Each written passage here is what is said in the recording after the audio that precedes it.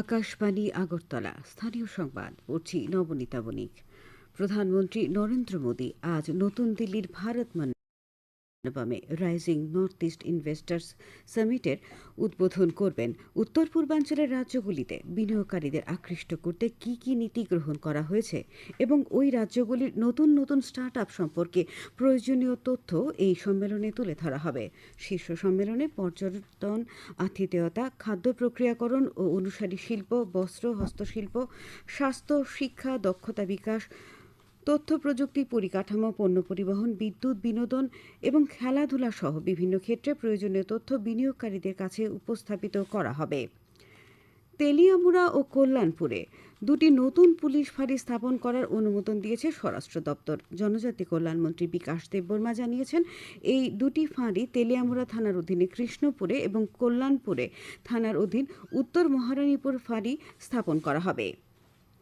কৃষিমন্ত্রী রতনলাল নাথ আজ দুর্গাবাড়ি চা বাগান শ্রমিক সমবায় সমিতি লিমিটেডের নতুন চা বিক্রয় কেন্দ্র এবং আধুনিক চা প্যাকেট বাজারজাতকরণ প্রক্রিয়ার উদ্বোধন করবেন। উপস্থিত থাকবেন সমবায় মন্ত্রী শুক্লাচরণ নোয়াতিয়া।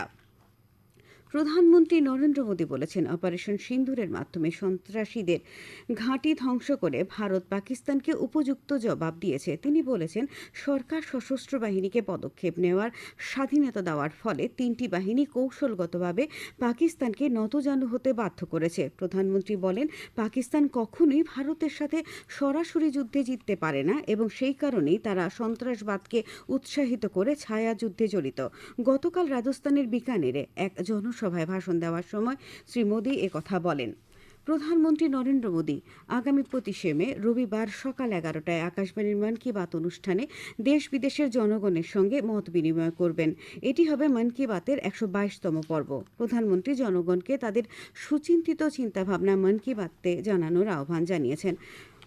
মাই গভ ওপেন ফোরামে এবং নমো অ্যাপে জনগণ তাদের মতামত পাঠাতে পারবেন। এছাড়াও টোল ফ্রি নাম্বার 1800117800 নম্বরে কল করে মতামত রেকর্ড করানো যাবে। ফোন লাইন আজ পর্যন্ত খোলা থাকবে। এছাড়াও 1922 নম্বরে মিসড কল দিয়ে যে লিঙ্ক পাওয়া যাবে তাতেও SMS করা যাবে। সরকার দিব্যাঙ্গ ব্যক্তিদের জন্য কেন্দ্রীয় সরকারি আবাসন বরাদ্দে 4% সংরক্ষণ ঘোষণা করেছে, যা জনসেবায় সমতা, মর্যাদা এবং প্রবেশাধিকারের দিকে একটি উল্লেখযোগ্য পদক্ষেপ। গৃহায়ন ও নগর উন্নয়ন মন্ত্রক এক বিবৃতিতে জানিয়েছে, দিব্যাঙ্গ ব্যক্তিদের জন্য কেন্দ্রীয় সরকারি আবাসিক আবাসনগুলিতে ন্যায্য প্রবেশাধিকার নিশ্চিত করার জন্য একটি অফিস মেমোরেন্ডাম জারি করা হয়েছে। আজ বিশ্ব কচ্ছপ দিবস। গোমতী জেলায় আজ সকালে নানা কর্মসূচির মধ্য দিয়ে পালিত হবে এই দিবস। উদয়পুর মাতাবাড়ি কল্যাণদিঘির উত্তর কোণে ধন্যমাণিক্য মুক্ত মঞ্চে অনুষ্ঠিত হবে এক বিশেষ সচেতনতামূলক আলোচনা সভা। এই অনুষ্ঠানের উদ্বোধন করবেন অর্থমন্ত্রী প্রণজিৎ সিংহ রায়। উপস্থিত থাকবেন বনমন্ত্রী অনিমেষ দেববর্মা, বিধায়ক রামপদ জমাতিয়া, অভিষেক দেব রায় ও জিতেন্দ্র মজুমদার, গোমতী জেলা পরিষদের সভাধিপতি দেবল দেব রায় প্রমুখ।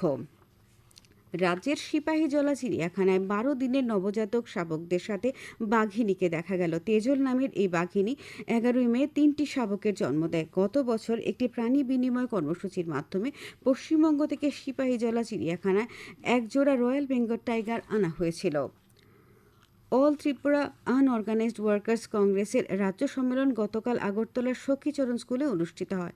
সম্মেলনে প্রধান অতিথি হিসেবে উপস্থিত ছিলেন অল ত্রিপুরা আনঅর্গানাইজড ওয়ার্কার্স কংগ্রেসের চেয়ারম্যান ডক্টর অদিত রাজ।